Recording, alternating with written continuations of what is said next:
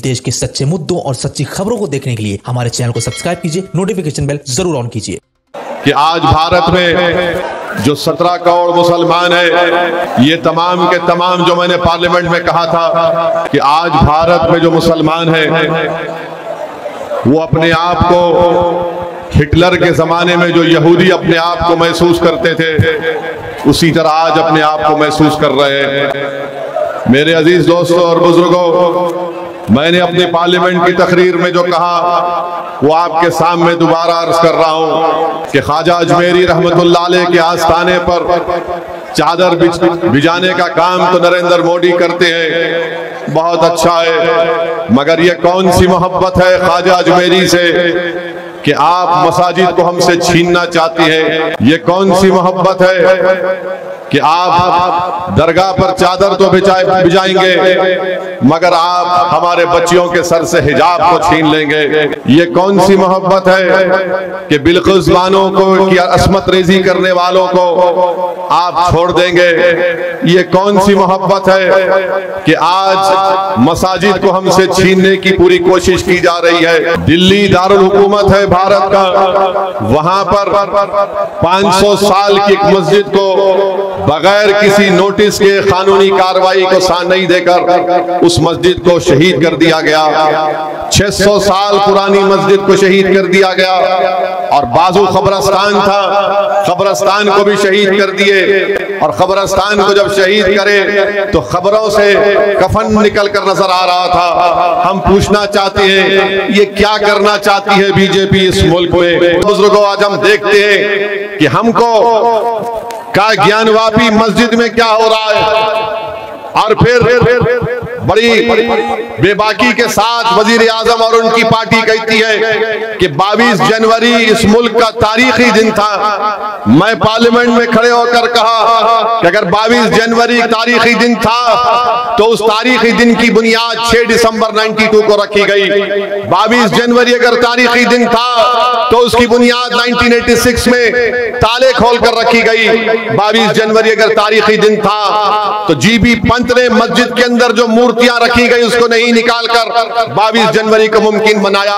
22 जनवरी मुमकिन इसलिए हुआ कि सुप्रीम कोर्ट ने आस्था की बुनियाद पर फैसला देकर पूरे मुल्क को एक पैगाम दे दिया कि आस्था बड़ी है और एविडेंस को कोई देखा नहीं जाएगा। और बीजेपी आरएसएस ये चाहती है कि हमसे हमारी डिग्निटी को छीन लिया जाए। अरे बताओ तुम इन लोगों को कि आज मोदी अगर जीतता है तो मुसलमानों की वजह से नहीं, मोदी अगर जीतता है तो उसने अपने आप को एक बड़ा लीडर बना दिया, हिंदू हृदय सम्राट कहकर वो तमाम मेजॉरिटी कम्युनिटी को एक करने की कोशिश कर रहा है। अरे नरेंद्र मोदी ने भारत में, भारत की सियासत में मुसलमानों को मार्जिनलाइज करके रख दिया। आज भारत की सियासत में नक्शे में तुम कहीं पर नहीं हो। तुम अकोला की सरजमीन पे हजारों की तादाद में इस गुनाहगार और दीवाने की बात सुनने आए हो, मगर मेरे भाई बताओ तुम्हारा भारत की सियासत में कहां है तुम्हारा निशान? बताओ तुम अगर ये समझते हो कि असदुद्दीन ओवैसी और इम्तियाज जलील है, नहीं, भारत की पार्लियामेंट में, महाराष्ट्र की विधानसभा में एक असदुद्दीन और इम्तियाज जलील नहीं बल्कि ऐसे 50-60 इम्तियाज जलील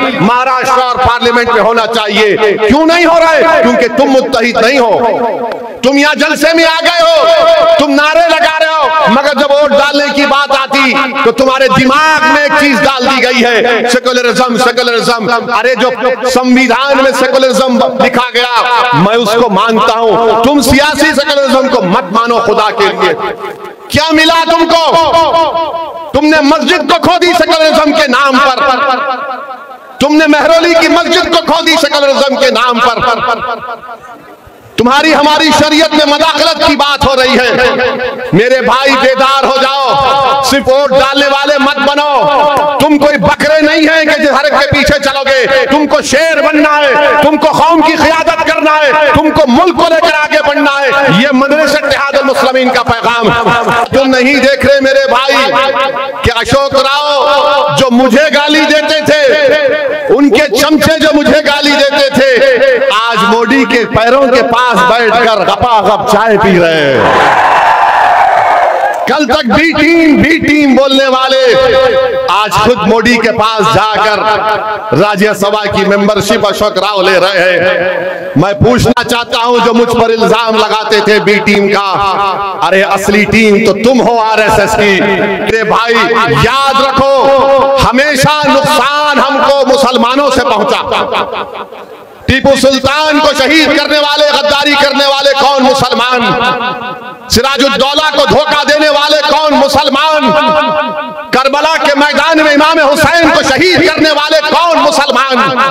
करबला के मैदान में आले रसूल पर पानी बंद करने वाले कौन? मुसलमान। इमाम हुसैन के साथ नमाज साथ पढ़ते और नमाज के बाद तलवार उठाते। मेरे भाई याद रखो, अपने सफों में जो मुनाफिकीन छुपे हुए उनको पहचानो। आपके और हमारे सफों में जो मोदी, अमित शाह और ये तमाम पार्टियों के लोग छुपे हुए नास्तीन के सांप को पहचानो। क्या आपके पास इनसे एक ही बात पूछो, क्या तुम अपनी जबान से बाबरी मस्जिद बोल सकते? नहीं बोल सकते। पूछो इन लोगों से, पूछो इन लोगों से।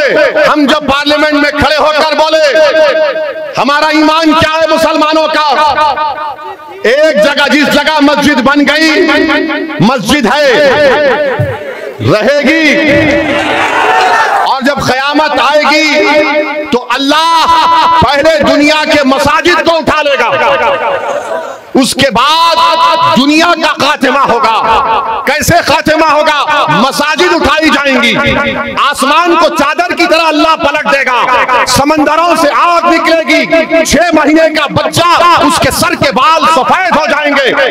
ये क़यामत के आसारात हैं। आपसे कह रहा हूं, हमने बाबरी मस्जिद जिंदाबाद का नारा लगाया, अमित शाह के सामने नारा लगाया, बाबरी मस्जिद जिंदा है और रहेगी इंशाअल्लाह ताला। ये नहीं बोल सकेंगे। अब ये बात क्या बोलेंगे सेकुलर पार्टी गठबंधन के लोग, महाविकास के, ये भड़काऊ भाषण देता है। अरे भड़काऊ भाषण नहीं दे रहा हूं। क्या तुम्हारे दिलों में जो जज्बात छुपे हुए मैं उसको बयान कर रहा हूं या नहीं कर रहा हूं? बताओ मुझे। क्या तुम्हारे दिलों में बाबरी मस्जिद है या नहीं है? बताओ मुझे। तुम्हारे दिलों में तकलीफ है नहीं है बाबरी मस्जिद की? बताओ मुझे। अगर है तो नारा लगाओ मेरे साथ, नारे तकबीर। अब कल से ये तमाम तोते मैना शुरू हो जाएंगे। ओवैसी ऐसा नहीं बोलना था, ये क्या बोल रहा, ये क्या जरूरत थी? हो गया ना, ये सब खत्म करो, भूल जाओ, आगे बढ़ो। अरे तू अपने बाप को, अपनी अम्मा को नहीं भूल सकता तो मैं अपनी मस्जिद को भूलूंगा? भूल जाना है, खत्म कर। क्या कितना 30 साल हो गया? अरे 30 साल नहीं। यहूदी क्या करते? हिटलर ने 6 मिलियन 60 लाख यहूदियों को कत्ल किया। कब किया? 1930 में। हम 2024 में आ गए। हर साल यहूदी जू हॉलोकॉस्ट को याद रखते, तो भारत के मुसलमानों को भी 6 दिसंबर को याद रखना पड़ेगा। अगर तुम 6 दिसंबर को भूल जाओगे, नौजवानों तुम नहीं देखे हम देखे, अगर तुम 6 दिसंबर को भूल जाओगे तो खुदा ना खास्ता तुम्हारी जिंदगी में फिर 6 दिसंबर ना हो जाए। खुदा ना खास्ता तुम्हारी जिंदगियों में फिर 6 दिसंबर ना हो जाए। मेरे अजीज दोस्तों और बुजुर्गों, अब आप देख रहे महाराष्ट्र में कोई सेकुलर नहीं रहा, कोई सेकुलर नहीं रहा। उद्धव ठाकरे कहते हैं कि हम खुश हैं कि हमने 6 दिसंबर को मस्जिद को तोड़ा, और उद्धव ठाकरे के साथ कौन है? शरद पवार साहिब, कांग्रेस के लीडर। और यही कांग्रेस आकर बोलेगी अरे भाई बचा लो। अरे आप हमको बोल रहे, अपने आप को तो बचा लो। हमारे मुल्क में हर चीज जो मुसलमानों से ताल्लुक रखती है, नहीं नहीं नहीं, इसको नहीं रख सकते, इसको नहीं रख सकते।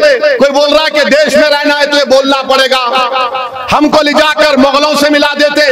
अरे भाई मैं क्या औरंगजेब का स्पोक्स पर्सन हूं? मैं क्या बाबर का स्पोक्स पर्सन हूं? मगर आपको बता रहा हूं एक चीज, या कितने लोग कुर्ता पहनकर आए? इम्तियाज जलील भी आए, आज नहीं पहने। कितने लोग कुर्ता पहनकर आए? मोदी भी कुर्ता पहनते ना, उद्धव ठाकरे भी कुर्ता पहनते ना, इम्तियाज भी बड़ा खूबसूरत दिखता कुर्ता पहन के। ये कुर्ता कहां से आया? ये कुर्ता कहां से आया? ये कुर्ता कहां से आया मालूम तुम्हारे को? अरे वो बाबर जिया जी कुर्ता। प्याज खाते आप लोग? प्याज कहां से आई? प्याज कहां से आई? औरंगजेब दिया जी है। हमारी बहनें लहंगा चोली पहनती ना, कहां से आया वो? नूरजहां से आया। अब आप बताइए, नहीं देश में रहना है तो ये करना पड़े। कुर्ता क्यों पहन रहे भाई तुम? कुर्ता मत पहनो। कुर्ता पहनेंगे और फिर हमको गाली देंगे। हमको मुगलों से कुछ लेना देना नहीं है। अच्छा, बार बार बोलते उन्होंने मस्जिद तो मंदिर तोड़े। अरे भाई, मंदिर कौन तोड़े आपको मालूम? मंदिर तोड़ने वालों का नाम आपको बताता हूं। एक जम्मू कश्मीर का बादशाह था, राजा हर्ष। क्या नाम था उसका? याद रखो, राजा हर्ष के पास एक फौज थी। उसका काम सिर्फ इतना था कि मंदिरों को तोड़ना। ये बोलते ना ये मुसलमान भारत के नहीं है, तो कनिष्क का भारत का था? कनिष्क का था? बताओ आरएसएस वालों। पार्लियामेंट में बीजेपी के एमपी उठ गए, बोले बाबर के बारे में बोलो। मैं बोला पुष्पमित्रा संघा के बारे में बोलो। पुष्पमित्रा संघा के बारे में बोलो। इसीलिए बोलता हूं, पढ़ो मुसलमानों, खूब पढ़ो, नेक बनो, काबिल बनो, वकील बनो, हिस्ट्री पढ़ो, संविधान पढ़ो, ताकतवर बनो। तुमको कौम की क़ियादत करना है। तुम लीडर बनोगे या गीडर बनोगे? बताओ मेरे को। तुम लीडर बनोगे या गीडर बनोगे? तो लीडर बनने के लिए पढ़ना पड़ेगा, तुमको ताकतवर बनना पड़ेगा।